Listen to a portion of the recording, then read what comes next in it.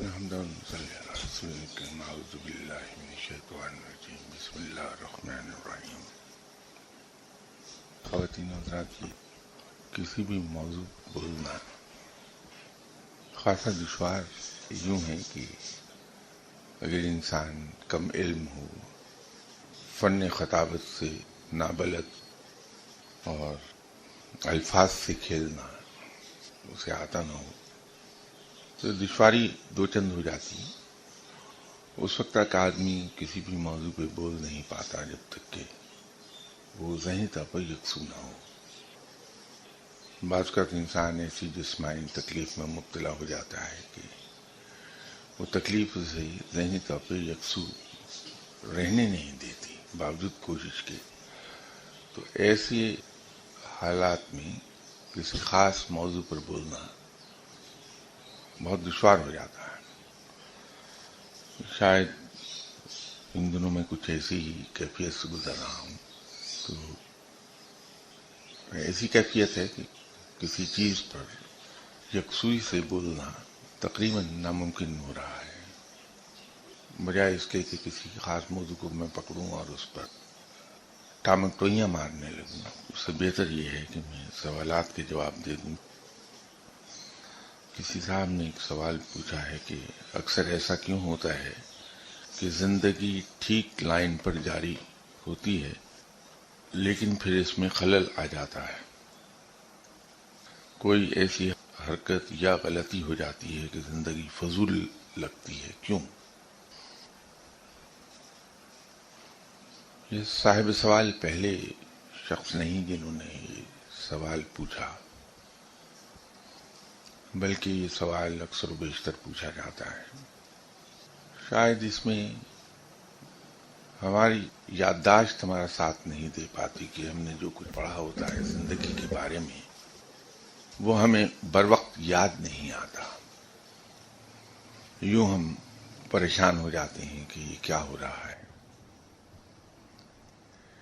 اس آیت کا یہاں بارہا ذکر ہوا جس میں اللہ تعالیٰ نے کہا کہ ہم دنوں کو لوگوں کے درمیان پھیرتے رہتے ہیں.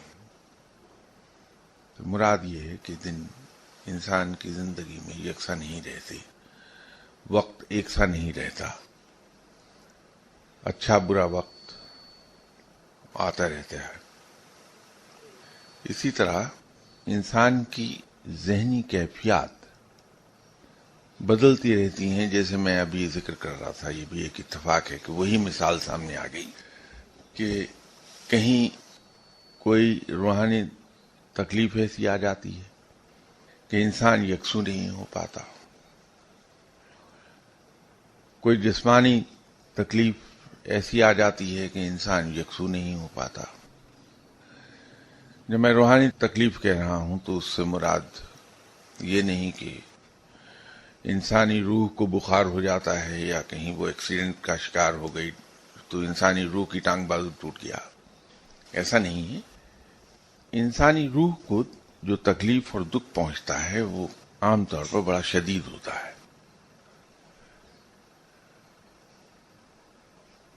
کوئی انسان ہمیں ہماری توقع کے خلاف بات کہہ دے، ایک خاص معیار سے گری ہوئی بات کہہ دے، ہمیں کوئی شخص گالی دے دے، یہ سب روحانی تکلیف کا باعث بن جاتی ہیں. ہماری روح کو دکھ ہوتا ہے، اس کو تکلیف ہوتی ہے، اور یہ تکلیف عام طور پر خاصی شدید ہوتی ہے، جسمانی دکھ سے بڑھ جاتی ہے. تو یہ یکسوئی ختم ہو جائے گی. ہماری توقعات کسی سے پوری نہ ہوئیں، بھلے ہم نے وہ توقعات غلط ہی وابستہ کیوں نہ کی ہوں کسی سے، تو یوں لگتا ہے جیسے یہ اینڈ آف دی ورلڈ ہو گیا. ایسا ہوتا نہیں. تو جب ہم ایسے روحانی کرب میں مبتلا ہوتے ہیں تو ہماری یکسوئی متاثر ہو جاتی ہے. اسی طرح جسمانی تکالیف کچھ ایسی ہوتی ہیں، جیسے دانت کا درد ہے، وہ تھروبنگ پین ہے. یہ انسان کو یکسو نہیں ہونے دے گی. زندگی میں کوئی بھی کام ہم کرنے لگیں گے تو اس کو ہم صحیح طریقے پر سر انجام نہیں دے پائیں گے. حالانکہ دانت انسانی جسم میں بہت چھوٹا حصہ ہے، لیکن وہ ایسی تھروبنگ پین ہے کہ وہ ٹکنے نہیں دیتی آدمی کو. ایسے ہی کچھ لوگوں کے لیے مائگرین پرابلم ہو جاتا ہے، وہ انہیں ٹکنے نہیں دیتا. تو جب ایسی کیفیات سے گزر رہا ہوتا ہے، اور اس کے ساتھ ساتھ کہیں کبھی کبھار ایسا بھی ہو جاتا ہے کہ انسان کسی گلٹ میں مبتلا ہو جاتا ہے. آپ جیسا کوئی نیک آدمی کسی کو کوئی دکھ دے دے تو جو لمحاتی غصہ ہے، ان لمحات سے گزرنے کے بعد انسان ایک شدید قسم کے گلٹ میں مبتلا ہو جائے گا کہ میری ذات سے کسی کو یہ دکھ پہنچا، میں نے کسی کو تکلیف دے دی. وہ گلٹ انسان کو یکسو نہیں ہونے دے گا، اسے چین نہیں آئے گا. تو یہ انسان کی بدلتی کیفیات ہیں. کہنا میں یہ چاہ رہا تھا کہ انسان کی زندگی میں اس کی جسمانی اور روحانی یا ذہنی کیفیات بدلتی رہتی ہیں، اس میں تبدیلی آتی رہتی ہے، جس کے نتیجے میں انسان کی یکسوئی متاثر ہوتی ہے. اور بعض اوقات یہ کیفیت اتنی بڑھ جاتی کہ اس کی سینس آف ڈائریکشن لوز ہو جاتی ہے. تو جب سینس آف ڈائریکشن لوز ہونے لگے تو انسان کو لگتا ہے کہ میری زندگی بے معنی ہو گئی، بے مقصد ہو گئی. لیکن یہ چیزیں ایسی نہیں کہ ان سے گھبرا کے ہم اپنی راہ بدل دیں، بلکہ اگر تھوڑا سا بیٹھ کے ہم جائزہ لیں تو اس سے ہم جان چھڑا سکتے ہیں. اگر جسمانی تکلیف ہے تو آسان علاج یہی ہے کہ ڈاکٹر سے جا کے دوا لے لی جائے، اس سے جان چھوٹ جائے اس کی. اگر انسان روحانی تکلیف میں مبتلا ہے تو اس کا ریزن اسے سمجھ آ جائے گا. اگر گلٹ کا احساس ہو رہا ہے تو جس انسان کو ہم نے دکھ دے دیا ہے، تکلیف دے دی ہے کسی کو، ہم اس کی توقعات کے خلاف اس کے ساتھ بیہیو کر بیٹھے تو اس سے جا کے سیدھی سیدھی معافی مانگ لی جائے تو اس سے جان چھوٹ جاتی ہے. یہ چیزیں ایسی نہیں جس سے ہم یہ کہیں کہ ہماری زندگی بے مزہ ہو گئی، زندگی کا کوئی فائدہ نہیں ہے، یا معلوم نہیں ہم نے کون سا گناہ کر دیا کہ ہمیں یہ احساس ہو رہا ہے. ایک صاحب کو اللہ تعالیٰ نے ہدایت دے دی اور وہ اللہ کی راہ پر چلے آئے دنیا داری چھوڑ کر. اپنے فرائض تو دنیاوی نبھا رہے ہیں لیکن اللہ کی راہ پہ لگ گئے. تو جب وہ اللہ کی عبادت کرتے کرتے کافی آگے آ گئے تو ہر دوسرے تیسرے مہینے وہ مجھے یہ کہہ رہے ہوتے ہیں کہ شاہ صاحب مجھ سے کوئی بڑی غلطی ہو گئی ہے، کیونکہ مجھے خواب کوئی الٹے سیدھے آ رہے ہیں، یا ان کو کچھ مشاہدات ہوتے ہیں کہ صاحب آج جو مشاہدہ ہوا وہ تو بڑا عجیب و غریب تھا. ان سے عام طور پہ میں تسلی دے دیا کرتا ہوں، لیکن ایک دن ان سے میں نے کہا کہ آپ یہ فرمائیے کیا مشاہدہ ہوا. تو انہوں نے اپنا وہ مشاہدہ بتایا تو میں نے ان سے کہا کہ اب آپ اس کو ٹرانسلیٹ کیجئے کہ آپ اس سے کیا سمجھے. انہوں نے کہا کہ صاحب لگتا یوں ہے کہ مجھے انعامات دیے جا رہے تھے اور میری کسی غلطی سے وہ انعامات روک لیے گئے. تو ان کو اس مشاہدے کا انالیسس کر کے میں نے بتایا کہ انعامات روک نہیں لیے گئے، بلکہ آپ کو یہ دکھا دیا گیا کہ انعامات آپ کو ملیں گے ضرور، لیکن ابھی وقت نہیں آیا. رب تعالیٰ بھی امریکہ کی طرح آپ کو کہہ رہا ہے ڈو مور، اس کے بعد کچھ آپ کو پلے پڑے گا.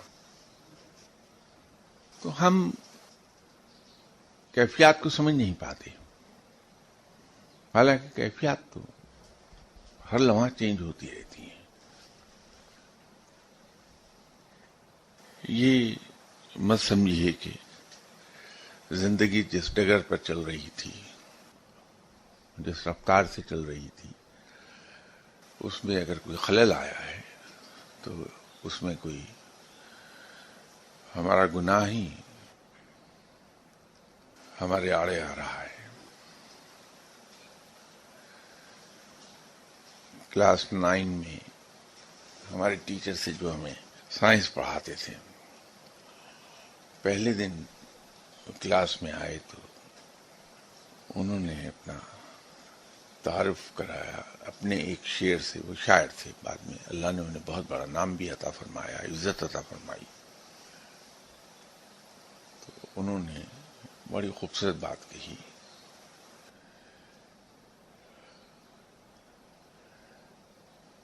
وہ اگرچہ شعر مجھے یاد نہیں رہتے کہ حصے لطیف ہے ہی نہیں میرے اندر، لیکن معلوم نہیں یہ شعر کیوں کلاس 9 سے لے کے اب تک یاد ہے. انہیں اپنا تعارف کرایا کہ گل ہوں میں، خار ہے میری پاداش، رنگ و بو میرے جرائم ہیں. تو معلوم ہوا کہ وہ کمیونسٹ ہیں اور حکومت نے انہیں جیل میں ڈالا تھا. کل شام ہی رہا ہو کر آئے واپس. وہ اس کو ریفر کر رہے تھے. لیکن یہ جو زندگی میں ایک ٹھہراؤ، رک سی جاتی ہے زندگی، خلل آ جاتا ہے. بعض کا یوں بھی ہوتا ہے کہ یہ انسان کے اپنے رنگ و بو کے جرم میں وہ کانٹے اسے ملنے لگتے ہیں، اور وہ کانٹے اس لیے چبھوئے جا رہے ہوتے ہیں کہ آنے والے کل میں اس کو بہتر انعامات دے دیے جائیں. تو جب بھی کسی کو روحانی راہ میں، دنیاوی نہیں بات کر رہا، روحانی راہ میں جب بھی کسی کو چکی میں ڈالا جاتا ہے، پڑھے لکھے الفاظ میں اگر ہم یہ کہیں کہ اس کو جب مل سے گزارا جاتا ہے، تو عام طور پر وہ ریفریشر کورس ہوتا ہے. اس کو کوئی ترقی ملنے والی ہے یا کوئی بہتر اسائنمنٹ دی جا رہی ہے، تو اس کا ریفریشر کورس اس ٹریننگ کا کرا دیا جاتا ہے کہ انسان کس درجے کی اپنی ہڈیاں توڑوا سکتا ہے یا کس درجے کی سختیاں برداشت کر سکتا ہے. ہم لوگ فقیروں کو دیکھتے ہیں، خاص طور پر مجھ جیسے لوگ تو بڑے انسپائر ہوتے ہیں ان کی زندگی سے. ایک صاحب تھے کوئٹہ میں سول لائنز میں، ایک گھر کی دیوار کے ساتھ بیٹھا کرتے تھے، تپتی باپا کہلاتے تھے وہ. تو میں جب بھی ٹور پر کوئٹہ گیا تو میں نے ان کو اسی دیوار کے ساتھ وہیں بیٹھے دیکھا. تو وہاں کے لوکلز کا کہنا یہ تھا کہ کوئی 30-35 سال سے بیٹھے ہیں، ان کا تعلق دراصل تبت سے ہے. تو وہاں کہیں آئے اور آ کے اس دیوار کے ساتھ ڈیرے لگا لیے. ان دنوں کوئٹہ میں برف باری بہت ہوتی تھی. تو ان کا کہنا یہ تھا کہ یہاں دیکھنے میں یہ آیا ہے کہ ان کے ارد گرد برف اس طرح پڑتی ہے کہ وہ لگتا ہے کنویں میں بیٹھے ہوئے ہیں برف کے. اسی حال میں بیٹھے رہتے تھے، بغیر کپڑے کے، بغیر لحاف کے، بغیر کسی پروٹیکشن کے. اس طرح دھوپ میں بھی ایسے ہی بیٹھے رہتے تھے. تو میں انہیں دیکھ کے بہت انسپائر ہوتا تھا. کیا مزے کی زندگی ہے کہ نہ موسم کی سختی کا خیال ہے، نہ یہ خیال کہ کوئی کھانا کہاں سے آئے گا، نہ کسی روپے پیسے کی کوئی فکر ہے. ان کے بارے میں مشہور یہ تھا کہ انہوں نے کبھی کسی سے کچھ لیا نہیں، کچھ دینے کی کوشش کرے تو مارتے تھے آگے سے. اور وہ ان کی یہ ادا بڑی بھاتی تھی کہ بڑے مزے سے بیٹھے ہیں، کسی چیز کی فکر ہی نہیں ہے. لیکن بعد کے آنے والے سالوں میں پتہ یہ لگا کہ اس مقام پر پہنچنے سے پہلے تو انسان کو چکی کے 2 پارٹوں میں رکھ کے اس طرح پیس دیا جاتا ہے کہ اس کی ہڈیوں کا سرما بن جاتا ہے. دنیا کی کوئی ایسی سختی نہیں جس سے انسان اس مقام تک پہنچنے کے لیے گزرتا نہیں ہے. تو مجھ جیسا انسان تو پہلے دن کی 1 دن کی سختی برداشت نہیں کر سکتا. فقیروں کو دیکھ کے ہم لوگ ادھر کو لپکتے ضرور ہیں، لیکن ان کی زندگی کی سختیاں جن سے وہ گزر رہے ہوتے ہیں وہ کم سے کم مجھ جیسے انسان کو تو ناقابل برداشت دکھائی دیتی ہیں کہ انہیں کون نمٹائے گا. تو بات وہی ہو رہی تھی کہ روحانی کیفیات میں جو تبدیلیاں آتی ہیں اس کے نتیجے میں ہماری زندگی متاثر ہوتی ہے، ہمارے احساسات تبدیل ہو جاتے ہیں اس کے بارے میں. لیکن اس سے گھبرانا نہیں چاہیے، یہ وقتی ہوتے ہیں. انسان اس فیز سے گزر جاتا ہے اور پھر اپنی ڈگر کو چلا جاتا ہے. مجھے کسی صاحب نے معلوم نہیں کسی جگہ سے بھیجی ہے کہ I've come to know a hadith of Prophet sallallahu alaihi wasallam regarding Ajwa dates, as if someone take it regularly would get well. Myocardial infarction and other related complications like arterial thrombosis and plaques.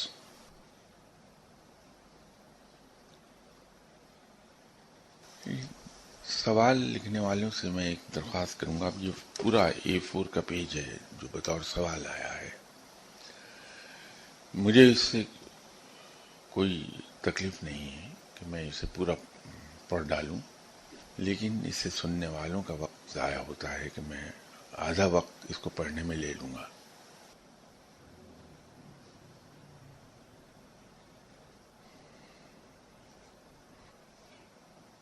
ان کا سوال وہ خاصی لمبی تمہید کے بعد اصل میں وہ پوچھ یہ رہے ہیں کہ یہ اجوا کھجور کس طرح سے مدد کرتی ہے انسان کی آرٹریز سے پلیک کو ایروڈ کرنے میں.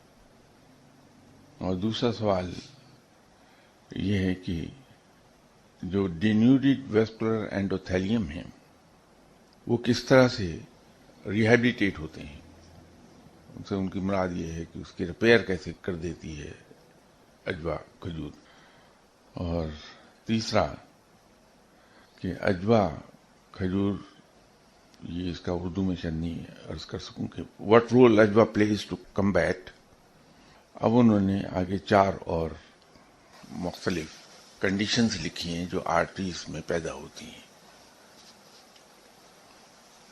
میرا تعلق ایگریکلچر سے کبھی نہیں رہا. میرا خیال ہے کہ میری آبا و اجداد بھی کبھی شاید کسی گاؤں میں نہیں گئے ہوں گے، اس لیے کوئی معلومات میری زیادہ نہیں ہیں فصلوں کے بارے میں. بلکہ ایک بار جب گورنمنٹ کی جاب چھوڑی تھی تو ایک امریکن کمپنی نے مجھے ہائر کرنا چاہا اپنے پاکستان آپریشنز کے لیے. تو وہ کمپنی ہائیبریڈ سیڈز میں ڈیل کرتی تھی. انٹرویو میں انہوں نے بتایا کہ ان کی پروڈکٹ کیا ہے، تو میرا پہلا جواب ان سے یہ تھا کہ میں اس کے لیے مناسب آدمی نہیں ہوں، کیونکہ مجھے آج تک اتفاق نہیں ہوا کسی گاؤں میں جانے کا. تو جس جگہ انٹرویو ہو رہا تھا وہاں درخت تھے بیک گراؤنڈ میں کچھ، تو میں نے ان سے کہا کہ اگر آپ یہ نزدیک ترین درخت، امریکنز تھے جو انٹرویو کر رہے تھے، کہ یہ قریب ترین درخت کا اگر آپ پوچھیں گے کیا ہے، تو سوائے اس کے کہ میں یہ کہہ سکوں کہ یہ ایک درخت ہے، اس کے علاوہ مجھے نہیں معلوم. تو میری معلومات اتنی ناقص ہیں ایگریکلچر یا ایگریکلچر پروڈیوس کے بارے میں. جہاں تک میں جانتا ہوں ایک بنیادی چیز ہمیں یاد رکھنی چاہیے اجوا کے بارے میں کہ اجوا مینلی مدینہ یا اس کے ارد گرد کے علاقوں میں پیدا ہوتی ہے.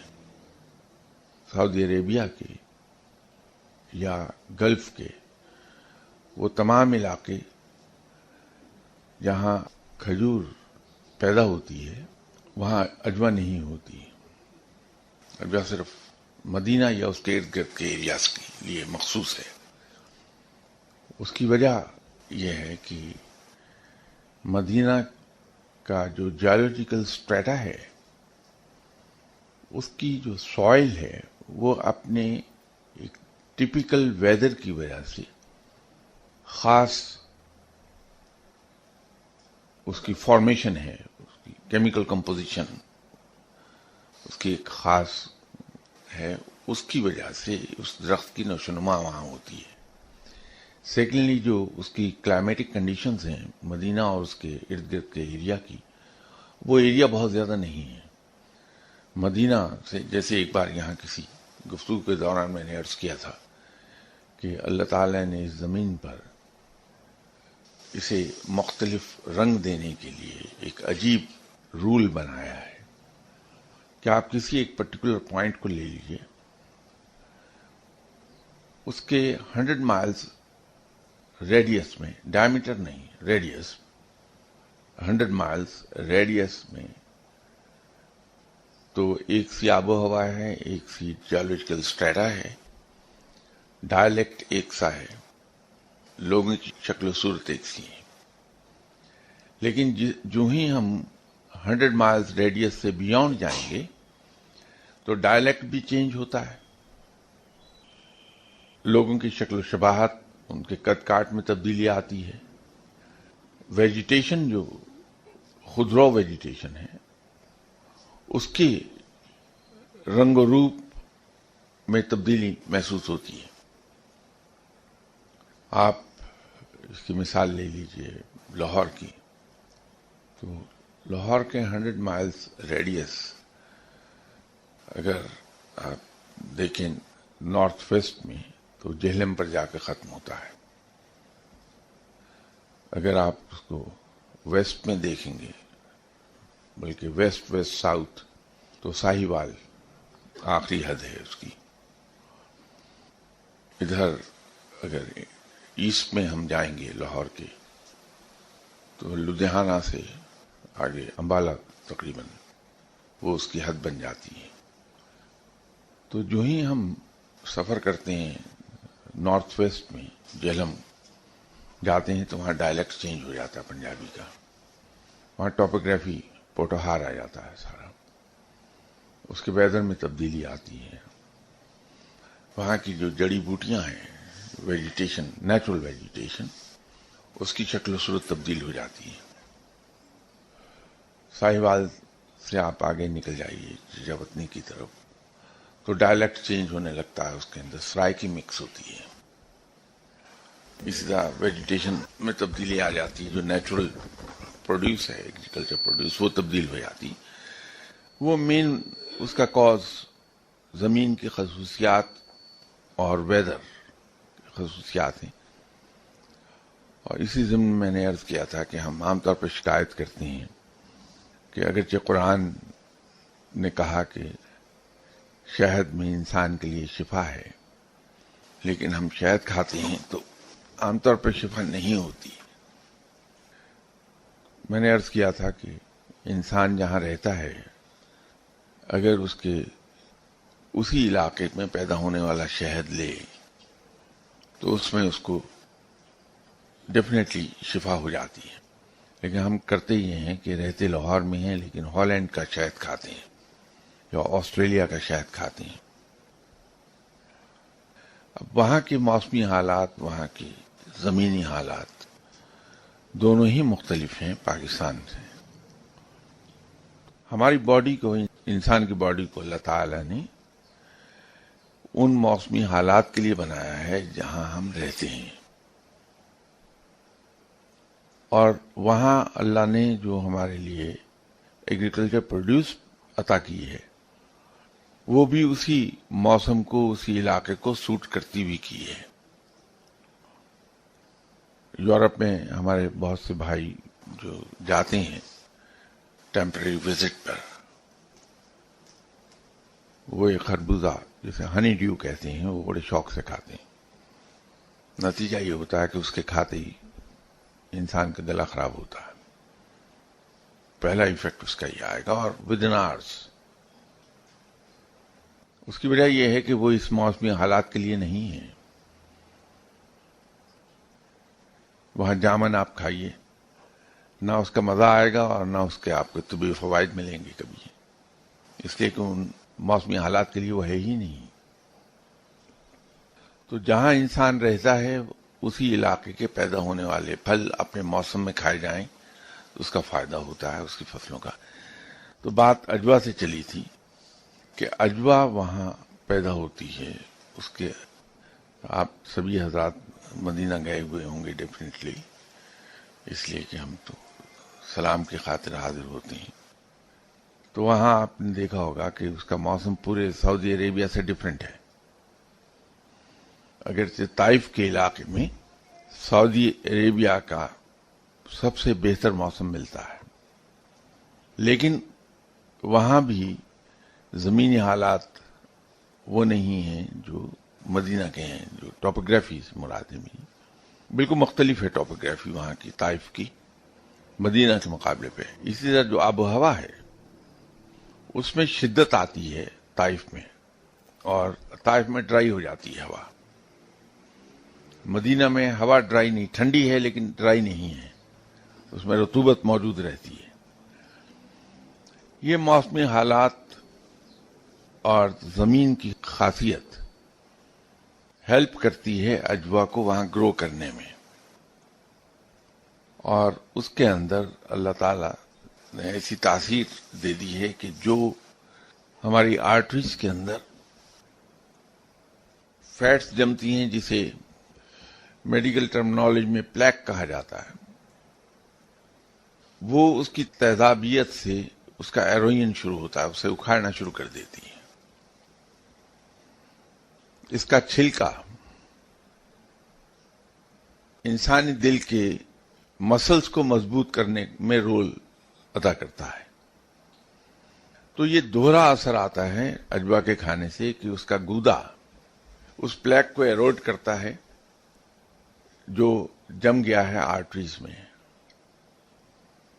اور اس کا چھلکا اس کی سکن ہے وہ ہمارے خون میں شامل ہو کر جب وہ سپلائی خون کی مسلز کو ملتی ہے تو اس سے ہمارے مسلز مضبوط ہوتے ہیں. جن صاحب نے سوال لکھا ہے اس میں انہوں نے میڈیکل ٹرمنالوجی استعمال کی ہے، اس سے لگتا ہے کہ ڈاکٹر ہیں. تو انہیں معلوم ہوگا کہ انسان کی 4 آرٹریز ہیں جن سے خون کی آمد و رفت رہتی ہے دل میں. اگر اس کے اندر بلاکیج آ جائے کہ وہ بلاک ہونے لگیں تو بلڈ کا فلو ڈسٹرب ہوتا ہے، اس میں کمی آنے لگتی ہے. لیکن چونکہ جسم کو تو خون پورا درکار ہے، تو اس کمی کو کمپنسیٹ کرتا ہے دل. نتیجہ یہ ہے کہ وہ اپنی قوت سے زیادہ کام کرنے لگ جاتا ہے، اور جب ایک لمبے عرصے تک وہ اپنی جس کے لیے وہ ڈیزائنڈ ہے اس کیپیسٹی سے زیادہ پمپنگ کرتا ہے تاکہ انسانی جسم کو خون پورا مل سکے، تو اس سے اس کے مسل ویک ہونے لگتے ہیں. اور ابھی تک میڈیکل سائنس میں کوئی ایسی میڈیسن دریافت نہیں ہو سکی جو انسان کے دل کے مسلز کو مضبوط کر دے. تو یہ اجوا انفیکٹ 2 پرونگ ٹریٹمنٹ دیتی ہے انسان کو کہ اس کا گودا اپنی الکیلک پراپرٹیز کی وجہ سے، اس میں الکلی پائی جاتی ہے اس کے گودے میں، یہ اس پلیک کو ایروڈ کر دیتی ہے. اس کا فنکشن اسی طرح ہوتا ہے جیسے انہوں نے ڈائیگرام دی ہے ایک بلاکڈ آرٹری کی، کہ بلڈ اس میں سے جب گزرتا ہے تو اس کو رکاوٹ ملتی ہے اسی جس جگہ پر یہ بلاک ہو رہی ہے، چوک ہو رہی ہے. تو اس میں سے بلڈ جب گزرتا ہے تو اپنے ساتھ تھوڑی تھوڑی مقدار اپنے الکیلک پراپرٹیز کی وجہ سے اس کو ایروڈ کرنے لگتا ہے اس جمی ہوئی فیٹ کو جس سے نیرو ہو گئی ہے آرٹری. تو وہ اس کو کلیئر کر رہا ہوتا ہے. دوسرا اس کے جو اسکن ہے جو ہم نے کھائی ہے اس کے اندر جو کیمیکلز موجود ہیں وہ ہیلپ کرتے ہیں جب ان 3 آرٹریز سے جن سے صرف مسلز ہارٹ کے مسلز کو بلڈ سپلائی جاتی ہے، کیونکہ وہ 3 وینز ہیں انسان کی جو انسان کے ہارٹ کے مسلز کو خون سپلائی کرتی ہیں. اس میں سے ایک وین جو ہے وہ 50% آف دی ٹوٹل سپلائی دیتی ہے دل کے مسلز کو، باقی 25%.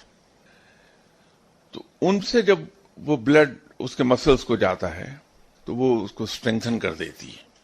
تو یہ دوہرا ایفیکٹ ہوتا یہ ہے کہ ایک طرف دل مضبوط ہو رہا ہوتا ہے، دوسری طرف جو بلاکڈ پیسج ہے وہ کھلنا شروع ہوتا ہے، تو بلڈ کی سپلائی اور زیادہ تیزی کے ساتھ اور پریشر سے جاتی ہے. نتیجہ یہ ہے کہ یہ ایروین کا پروسیس زیادہ تیز ہو جاتا ہے. میں میڈیکل سائنس بالکل نہیں پڑھا ہوا، فزکس اور کیمسٹری سے میرا کبھی دور کا بھی واسطہ نہیں رہا. ویسے تو اللہ کے فضل سے بچپن سے خاصا ہونہار ہوں کہ میتھمیٹکس سے ویسی دشمنی ہے پیدائشی میری. اردو میں کبھی میں 33 مارکس لے کر پاس ہوا ہی نہیں، گریس مارکس پہ پاس ہوا. تو انگریزی تو سودیشی زبان تھی غیروں کی، تو ہم نے پڑھی نہیں کہ ہم انگریز کی زبان کو کیوں پڑھیں، اپنی پنجابی کو پڑھیں گے. تو جب پنجابی پڑھنے بیٹھے تو معلوم ہوا کہ پنجابی کا ایک لفظ ویسے ہی نہیں پڑھا جاتا، تو ہم نے اس پہ بھی 3 لفظ بھیج دیے. تو خاصا ہونہار رہا تعلیم کے بارے میں بچپن سے. تو اس لیے میں یہ ٹرمنالوجی میں تو گفتگو نہیں کر سکوں گا کہ کلینکل ٹرمنالوجی میں اس میں عرض کر سکوں آپ سے، لیکن میں آپ کو ایز اے لے مین جس طرح سے ایکسپلین کر سکتا ہوں وہ میں نے آپ سے ایکسپلین کر دیا. اس کا بہترین طریقہ یہ ہوگا کہ اس کا کیمیکل انالیسس کرا لیجئے. اس کے اندر 5 ایسے کیمیکلز ملیں گے جو الکلائن ہوں گے، اور 2 ایسے کیمیکلز ہیں جو ایسیڈک ہیں. اور اتفاق کی بات یہ ہے کہ یہ ساتوں کے ساتوں دل ہی پر اثر کرتے ہیں سب سے زیادہ. اور ایک چیز جو انسان نے نہیں پوچھی وہ میں ایڈیشنلی اپنی طرف سے میں بتا دوں. اس کی گٹلی اگر پیس کر کھائی جائے گی، کیونکہ یہ جو پیسنے کا عمل ہے اس کو جب ہم ہاتھ سے کرتے ہیں، اسے ہاتھ سے اس کو کوٹتے ہیں. اب یہ کوٹنے سے ایک بہت پرانی بات یاد آ گئی. تو میری درخواست یہ ہے کہ لفظ جو کوٹنا میں کہہ رہا ہوں یہ اردو کا ہے، کہ یہ سننے والے وہ حرکت نہ کر گزرے جو وہ سردار جی کر گزرے تھے کہ ڈاکٹر صاحب نے ان کی بیگم کو ایگزامن کیا اور ایک دوائی دی کہ گھر جا کے اس کو کوٹ کر کھلانا. تو وہ اپنی وائف کو مار رہے تھے تو کسی نے پوچھا بھائی اس کو کیوں مارتے ہو؟ اس نے کیا کیا کہ نہیں اس نے کچھ نہیں کیا، ڈاکٹر نے کہا تھا کہ یہ دوائی لے جاؤ اور اپنی بیوی کو کوٹ کے کھلانا، تو میں اس کی کٹائی کر رہا ہوں. تو وہ کٹائی میں نہیں عرض کر رہا آپ سے، میں تو گٹھلی کو کوٹنے کے لیے کہہ رہا ہوں کہ اسے ہاتھ سے کوٹا جائے. اس سے کسی بھی چیز کو جب ہم ہاتھ سے کوٹتے ہیں تو اس کی کیمیکل اور فزیکل پراپرٹیز بہت کم تبدیل ہوتی ہیں. ہوتی اس میں بھی ہیں، کیونکہ جو ہم اس کو چوٹ دیتے ہیں تو اس کے اندر کیمیکل چینج آتی ہے. لیکن یہ جو گرائنڈر ہے اگر اس کے اندر کسی چیز کو ہم پیسیں گے تو وہ اس کی کیمیکل کمپوزیشن کو کلی طور پر تبدیل کر کے رکھ دے گا. اس کی وجہ میں آپ سے عرض کر دوں کہ جو ایٹم بم بناتے ہیں ہم سے مراد میں نہیں، میں نے تو عرض کیا کہ ایسا ہونہار ہوں کہ کسی بھی سبجیکٹ سے کبھی دوستی رہی نہیں. میں آپ جیسے سائنسدان لوگوں کی بات کر رہا ہوں. تو کرتے کیا ہیں کہ یورینیم لے کے اس کی صفائی کر دیتے ہیں کہ اس کی یورینیم اور کے اندر جو دوسری کنٹامینیشنز ہوتی ہیں وہ علیحدہ کر کے پیور یورینیم نکال لیا جاتا ہے. اس کو گرم کر کے اس کو گیس میں تبدیل کر کے وہ گیس ایک سینٹریفیوج کے اندر چھوڑی جاتی ہے.